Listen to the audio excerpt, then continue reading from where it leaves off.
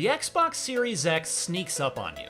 It's a minimalist block with precisely one curve on the entire thing. And when you turn it on, the dashboard looks almost identical to the one that Xbox One gamers have been using for years. Even the power button makes the same beeps, and the packed-in controller is barely changed. It's not until you fire up a game and are launched into smooth, native 4K amazingly quickly that the Series X justifies spending $500 to upgrade.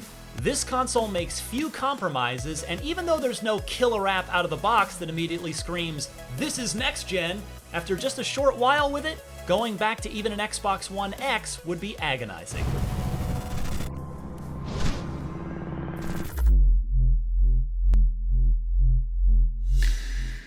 From the moment you open the Xbox Series X box, it makes a great first impression with a presentation reminiscent of an Apple product. It's clear that every aspect of that process has been carefully considered, including the console's central isolated placement in the box, making it feel like you're opening a present. It's befitting of a premium $500 device. That customer-first thinking continues with an easy initial setup when you plug the Series X in and turn it on.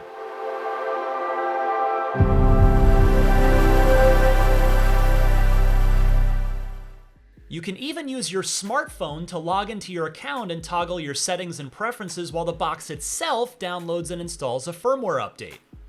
Once you're up and running, you've got multiple options for bringing your existing library to the Series X, the best of which don't require you to re-download anything. For instance, if your current Xbox is still hooked up to your network when you bring home the Series X, simply plug in the Series X and transfer all of your games right over the network. It's as painless as upgrading a smartphone.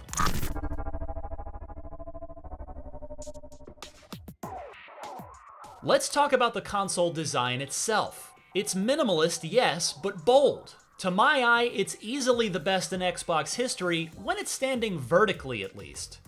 On its side, it looks like a giant misplaced Lego piece, and you can't remove the round vertical stand. But when stood tall, it's big enough to confidently tower in your entertainment center while compact and subtle enough that it doesn't dominate it. The top of the Series X is something of an industrial designer's magic trick.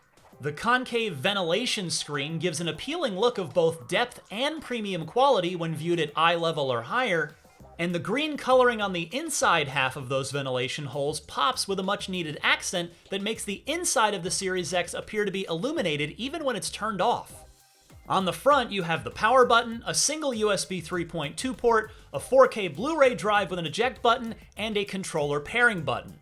On the back, there's an HDMI 2.1 out, 2 more USB ports, the power plug, an Ethernet port, and the internal storage expansion slot. Rest in peace, HDMI in and optical ports. I know those weren't the Xbox One's most popular features, but I'll miss them.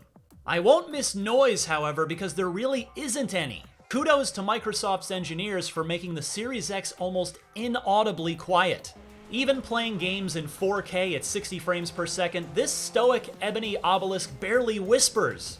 We measured just 40 decibels while playing Dirt 5, which sounds great next to 60 decibels for the same game on the Xbox One X. In the thermal department, the Series X also does very well. It's a bit cooler than the Xbox One X, registering at 42.5 degrees Celsius in Dirt 5 versus 56 degrees in the same game on the One X.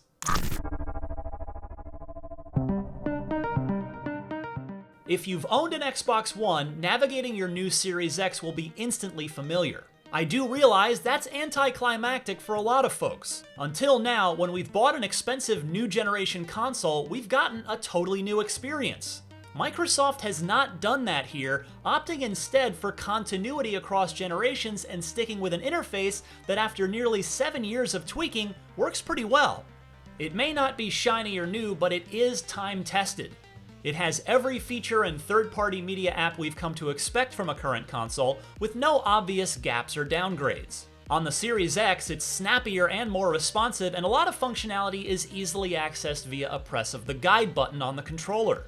Some occasionally needed settings are still cumbersome to find, but at least there's a system-level search functionality similar to Windows and iPhone that lets you search for things like HDR setting. When it comes to power, this generation is no repeat of the previous one, which saw the Xbox One outgunned by Sony's PlayStation 4 on both power and price. This time, the Xbox Series X's main selling point is that it has 12.1 teraflops of computational power on tap for games to play with. It's not a perfect measurement of speed, but on paper, that's twice as powerful as the Xbox One X and about 20% better than the PlayStation 5, for the same $499 price that Sony's charging.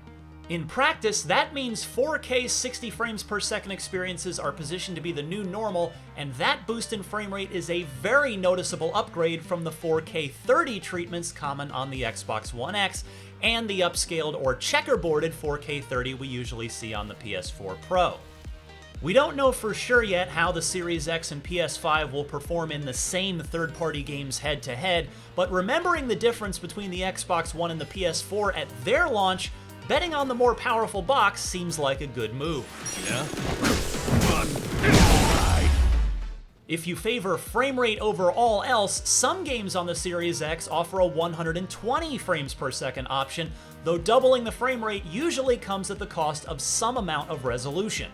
It's also bound to cause some setup hassle because not every 4K TV or HDMI cable supports 120 Hz. You shall not stand it!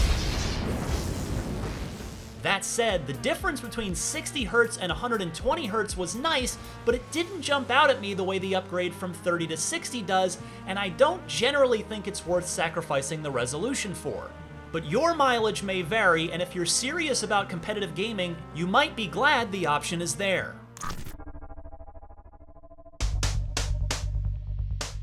The Series X's superstar feature is its 1TB NVMe SSD drive.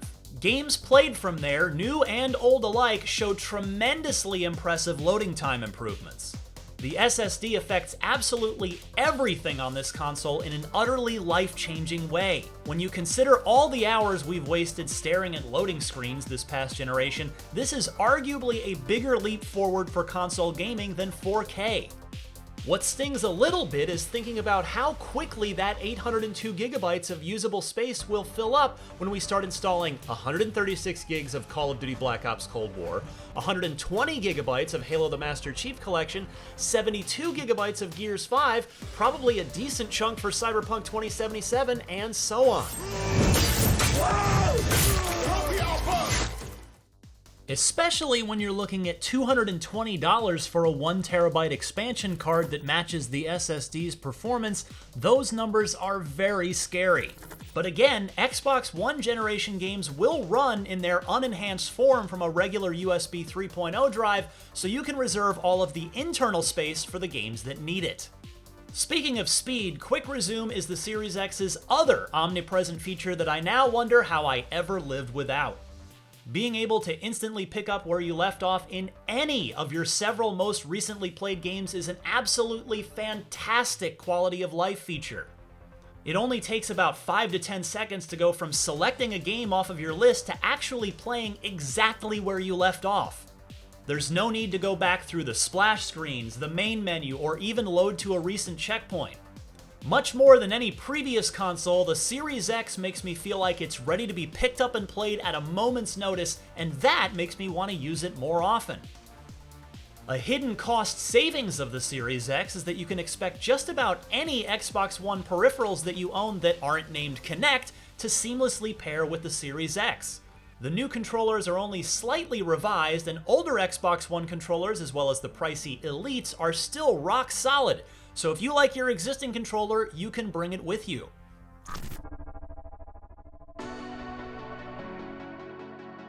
So far, the almost complete lack of any power-hungry next-gen exclusive games to put those teraflops to a true test is the millstone around the Series X's neck. Not that that's the console's fault, but the delay of Halo Infinite means there are hardly any exclusive games designed to take advantage of all this power until next year. And even then, Microsoft's decision to support consoles all the way back to the launch Xbox One for the next 1 to 2 years means its exclusives probably won't do anything we haven't seen before from a technological standpoint. They'll just look prettier and/or run smoother on the Series X.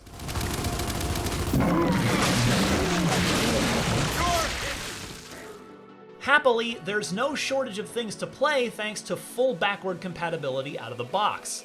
Just about everything from the Xbox One will work, and the substantial catalog of 360 games and handful from the original Xbox that were brought forward to the Xbox One carry over to the Series X too. They also run better than they did on previous Xbox systems, such as HDR being added to Halo 5 or a frame rate approaching 60 on Grand Theft Auto 4. It's not unlike upgrading your PC. In some cases, the games benefit from Smart Delivery, Microsoft's platform-level system that encourages developers to push you the best version of their game based on which Xbox it's being played on. So if you buy Assassin's Creed Valhalla for Xbox One now, but then get a Series X as a gift in December, your progress will carry over seamlessly and your console will download any new tech or textures it needs in order to give you the optimized for Series X edition of Ubisoft's new RPG. Speaking of new games, a console is only as good as the games you can play on it, and the Series X is lacking in that department in its early days, which is also not unusual in a console's early launch window. 30 launch games might seem like a lot, but almost nothing requires a Series X to play. In fact, a number of those games are upgraded Xbox One games from as far back as 2018, such as Forza Horizon 4 and Gears 5. Of course, just because the launch lineup is almost entirely cross-gen doesn't mean it's bad. There's a healthy variety of genres represented here, and all 30 have been officially optimized for the new console, but very little of what's available in the launch window screams, "You've got to see this on Series X right now!" Even the much-maligned Xbox One launch had technologically impressive next-generation exclusives like Forza Motorsport 5, Dead Rising 3, and Rise: Son of Rome.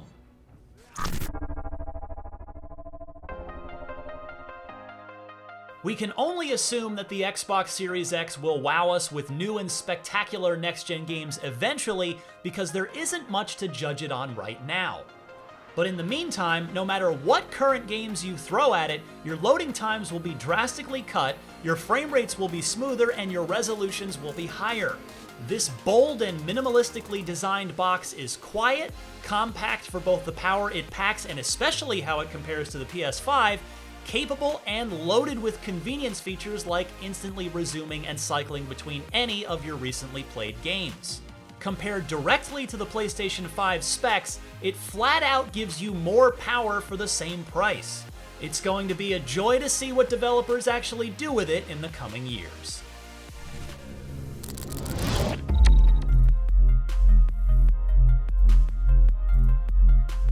For more on the Xbox Series X, check out our in-depth review of the new Xbox controller, our full unboxing video of the console, and our review of the Series X's cheaper little brother, the Xbox Series S. And for everything else on the new generation of gaming, stick with IGN.